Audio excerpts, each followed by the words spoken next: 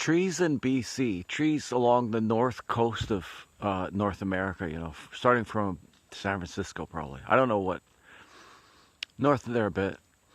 You start getting these trees that have grown up on at the bottom of mountains beside the ocean, and it rains like crazy. So this is the kind of tree that you get when you've got trees growing in a place where water's flowing off the mountain, right?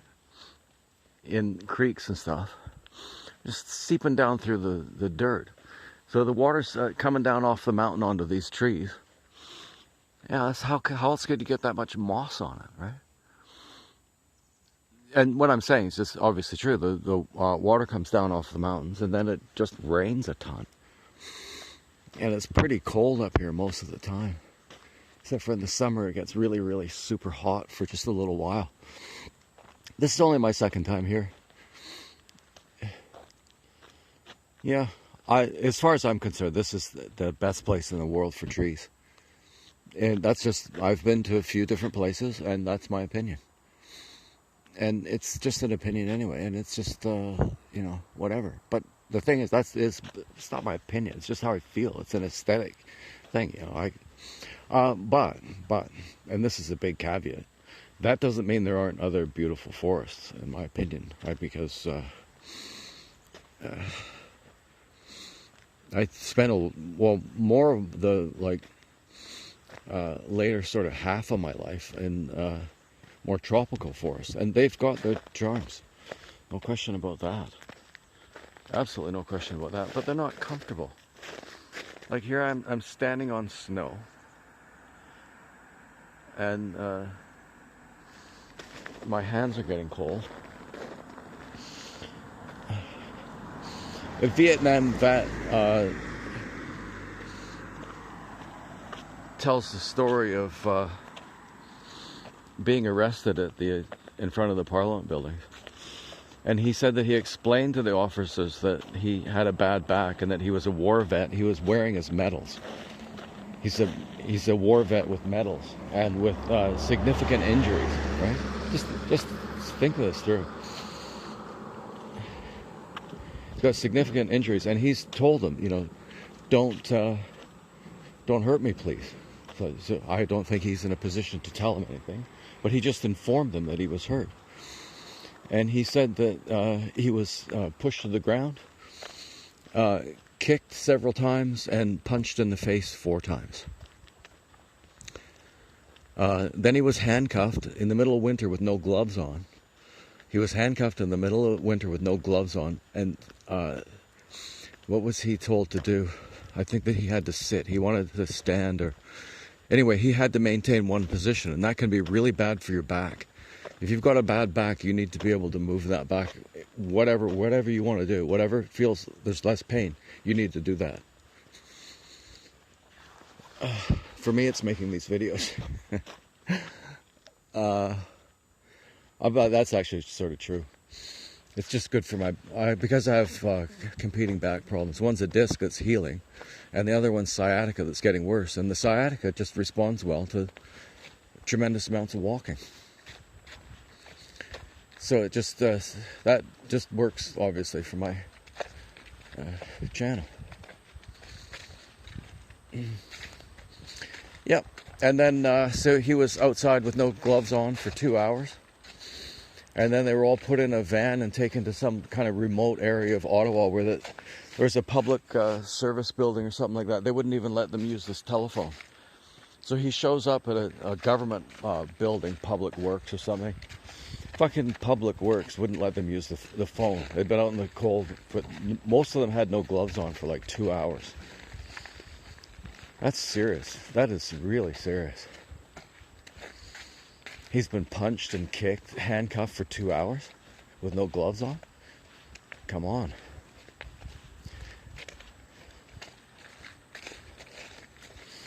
That's not funny. And then a lot of them have been out in the forest for so long, in the forest. Their phones have been in the cold for so long that their cell phones weren't working, and so then they had a lot of trouble trying to catch a lift back into town.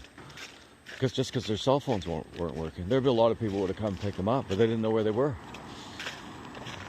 This is what happened. That is what happened. So, if you're cool with that, a veteran who's come to the conclusion that his government is becoming authoritarian, and that happens to him, this is major.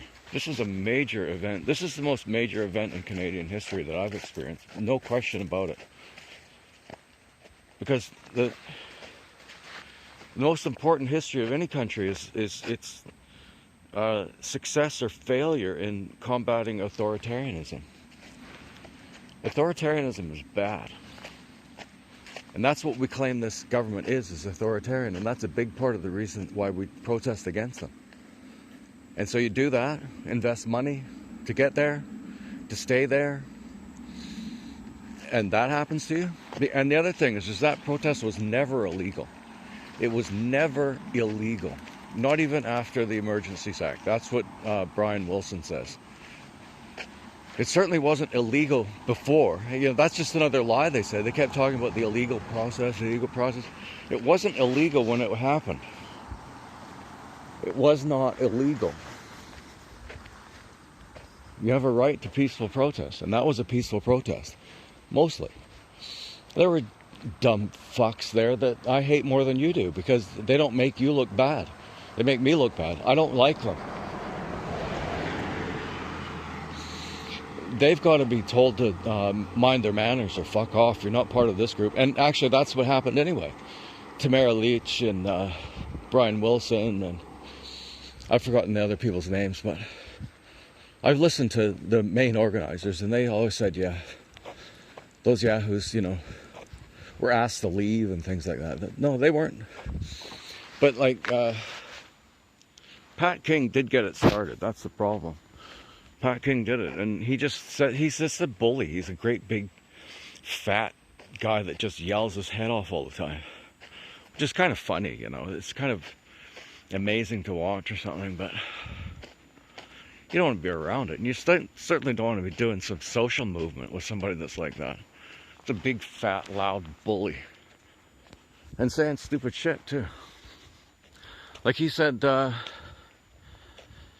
yeah, so what if I had to go 10 days without sleep in downtown Ottawa? Oh, yeah, no, I think he said that he thought it was funny. I think that's what he said.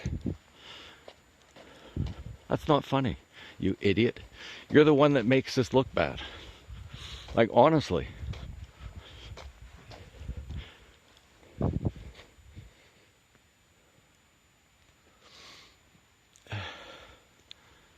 There are too many old stock Canadian men who think that, you know, it's 1970.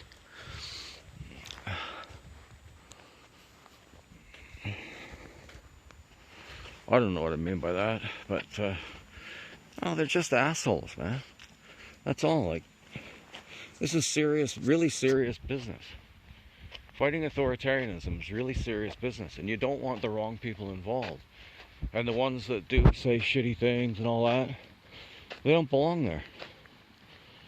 And most of the organizers said the same thing already years ago. You probably wouldn't have heard about that. If you watch the CBC, you'd still think that Pat King was like a thought leader or something. He wasn't. But he did get it started. So credit where credit's due, right? You know, so if he ever hears this, I'll just say thanks, man, because that's something. But it's because of your history. Like, you should have known to just back out of it as soon as possible, because people would discover all that racist stuff that you said on the internet, right? You should have got out of there. So thanks, and, you know, thanks, and just one of those mixed feeling situations, isn't it? But he wasn't the only one that started it, I don't think. I don't know who the original person was that had the idea to have a truckers convoy. We're gonna have a truckers convoy. No, that's not intimidating at all. Right? Okay, so just to get a sense of like my thing, when I first heard about it, I was pissed off about all the oil they were gonna burn. That was my first reaction. I didn't. Just probably kind of silly, but it just pissed me off. I just thought, what a stupid idea. You know, what the fuck are you gonna do that for? But they had organized with with the police actually, and with the city and everything, to have a staging area that wasn't on Wellington Street and wasn't downtown. Get this. When they're arriving there, they had it all organized that sort of outside of town, they're going to have a staging area, and they're going to walk down to the Parliament buildings.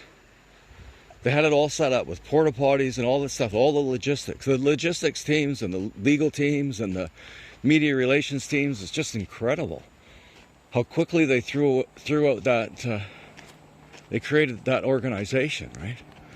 It's an incredible story, just by any standard. There's incredible people involved. Brian Wilson is incredible. But he's a lawyer, and lawyers, well, they're sneaky talkers, aren't they? You know, you want to be careful what you want to say around a lawyer. He's a lawyer, and a really good and serious one.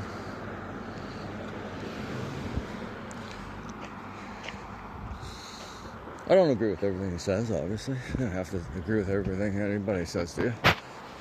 Unless that ever the rule. Yeah, it's amazing. And this thing about, so when the truckers arrived in Ottawa, it was the cops that sent them downtown. Think about what a screw up that was. They sent the trucks downtown. The cops sent them there. And what that indicates to me is that the cops were largely in support of it. That's what I think. That's the funniest thing. That's the funniest thing in all of this. Is the cops let them downtown. What an incredible fuck up. And there's so many Canadians don't even know that the cops directed them downtown. What a monumental screw up. So a more sinister interpretation of that is that Justin Trudeau wanted to do that so he could crack down on their heads, right? Satisfy his woke base. That's a possible explanation, because I don't trust the RCMP to be functioning independent of Justin Trudeau in any way at all. I've seen enough stuff. I don't believe it. I wouldn't be surprised that he wanted them there so that he could well, you can't have an authoritarian state unless you promise that people can feel good about themselves by abusing somebody else. That's how an authoritarian has to have a base, and that base is always motivated by a feeling of victimhood. Victimhood and superiority is a bad combination. Victimhood and superiority. And you give them a chance to abuse people and take their things, well, that satisfies them.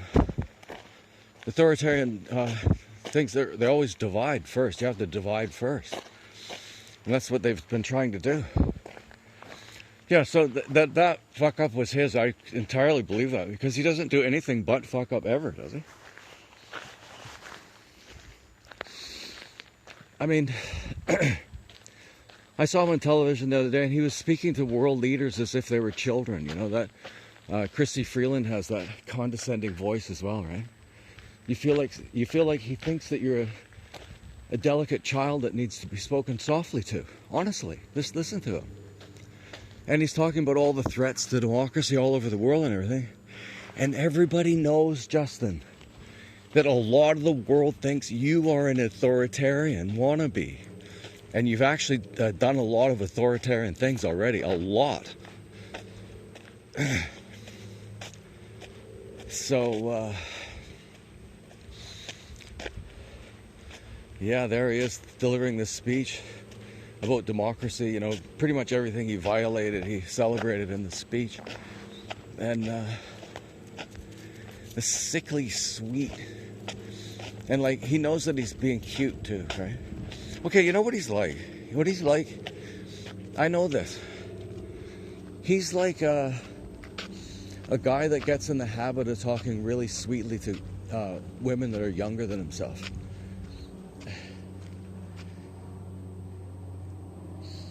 Like, you know, they can tolerate, 40 seconds or so of just that tone of voice. Women get incredibly bored if you just talk to them like they're children all the time. No woman wants that. But, you know, sometimes they do. And so that's what it looks like. It looks like he's really practiced at that.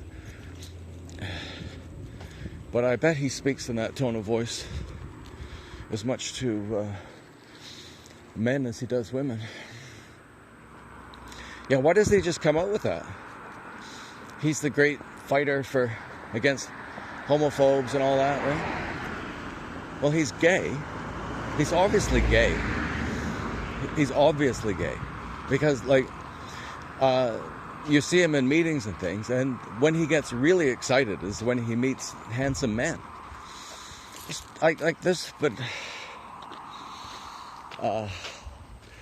this has been known for quite some time. Let's put it that way. Like, from long before he was Prime Minister. Because I know people who spent time around him, so they told me. And I've read about it in the newspaper and stuff too.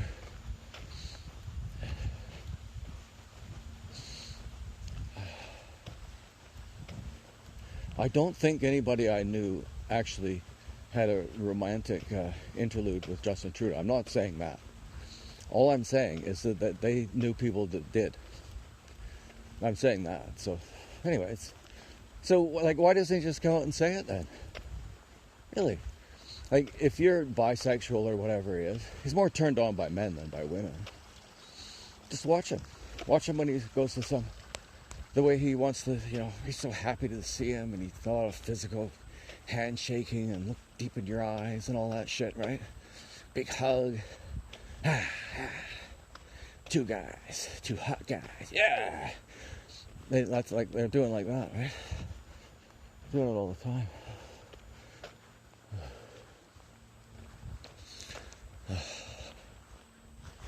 Are we still videoing this?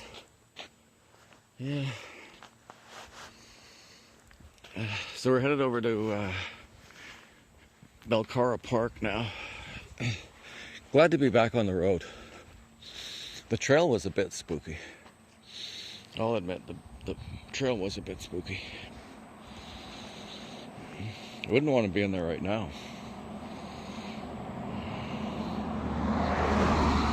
Yeah, I think I did all right today. What I should have done is zoom way in on the trails, and this is where I screw up quite a bit. I don't look at the walking route map enough, like at all, I guess, because I didn't know that it's 5 kilometers in and out, right? I didn't know that. 5 kilometers isn't that far, but somehow it feels far.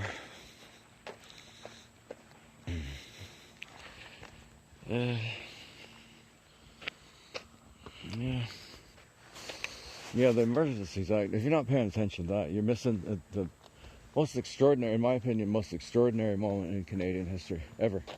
Just by far. Most interesting, the most fun. Because the truckers inspired similar movements all around the world. Like, Canadians are famous for 2 things. One is for having Justin Trudeau as a president, or whatever he is. Prime Minister.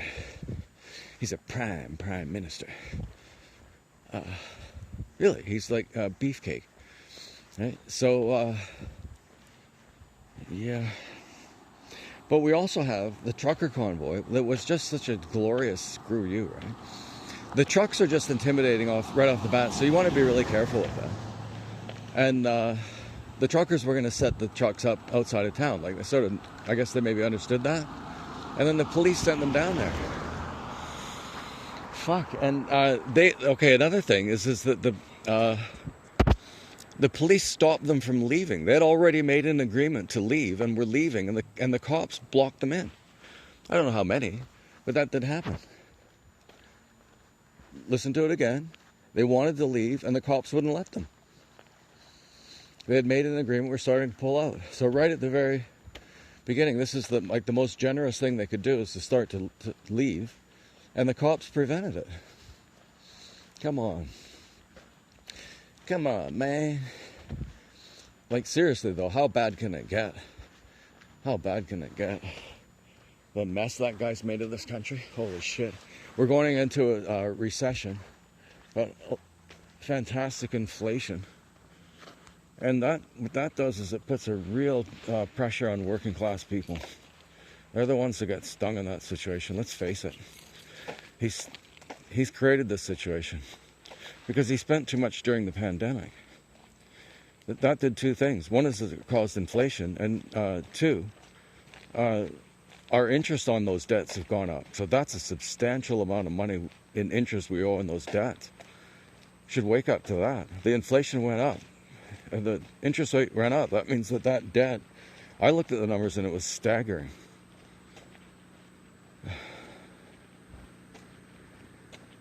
So all that's happening, and there's going to be people having a lot of trouble, and he's not going to have any money to help them because he spent it already. The hospitals need money, and he doesn't have it. So he's going to borrow it, kick the can down the road. But it won't be enough. And yeah, just when everybody needs money, they won't have anybody to give. They won't have any to give away. Think about that. What an absolute screw up. I mean, I understand that I'm biased and everything, but like, honestly, I've seen him screw things up so many hundreds of times, I think. It was Jordan Peterson was saying that he was surprised by how many things that Justin Trudeau did wrong, and really significant things. I should be able to remember this better. All the things he's done that were, you know, just so Jordan Peterson, he's just like me and everybody else, actually. It's like, how many times can this guy screw up? Like, it's just uncanny. Like there's a particular skill for it or something. He's a genius at it, that's for sure.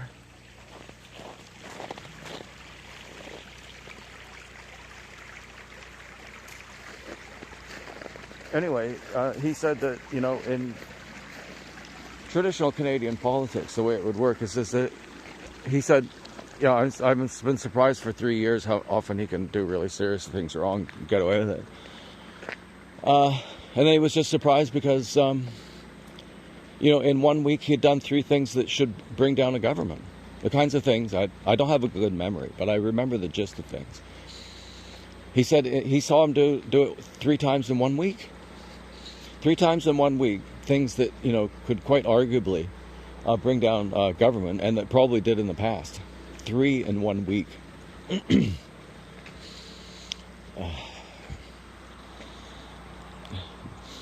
I think it's going to be a little bit tough for some people to realize how really, really stupid and uneducated they've been about the trucker convoy. Had all kinds of opinions about it, didn't know a thing. A lot of people are going to have to wake up to that.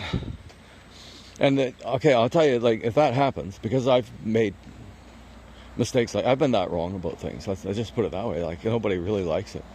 You got a strong opinion, you yap it off, and then you find out later it was a stupid opinion. It's happened to me, okay? So I know the feeling. And I would just say, rip that Band-Aid off just in one snap. This is going to hurt. Get it over with. And that's it. Because you have to be on the right side of history on this. It makes a difference. Because that's a big part of what this is. It's like, how does the public perceive what's happening here? So what they're doing, I think they're trying to bore people to death on it by posting like 9 hours of testimony that, you know, a bunch of technical stuff that we don't need to hear. And then not enough taking clips and providing analysis. They're not doing their job.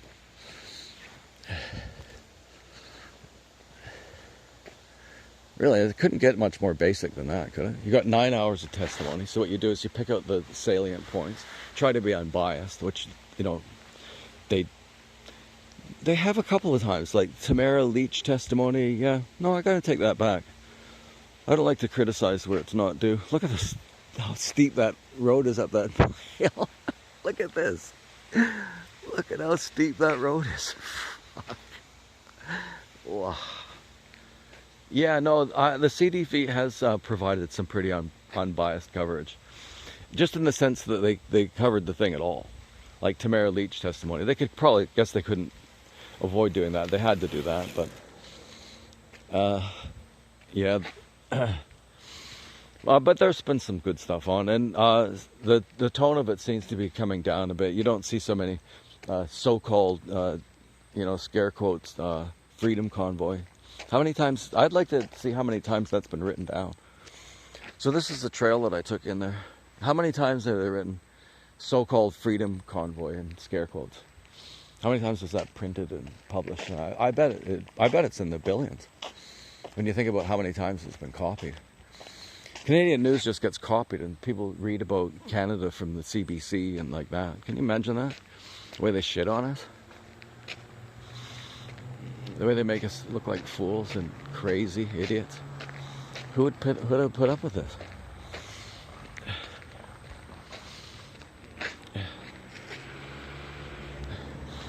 In a sense, I kind of got to think that,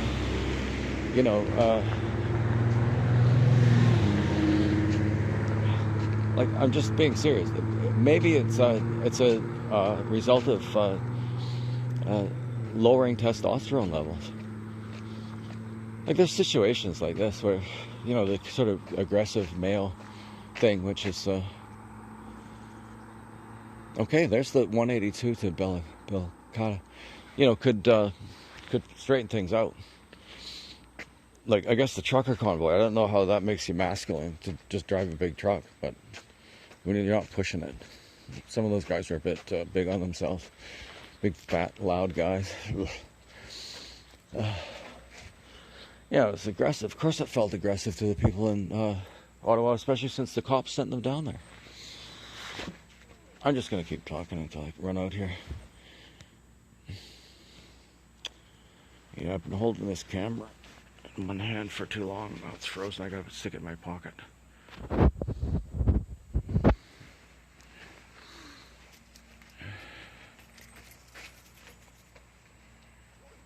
Yeah, there's the Belcar bus right there, the 182. That'll be easy, super easy. Yeah, so if it comes, I have to check, is it going to Belcata or Moody Centre Station? But if it's not that far to Belcata, then I think I'm going to try to go there. And I'll be needing some space on this thing, so I'm going to stop here.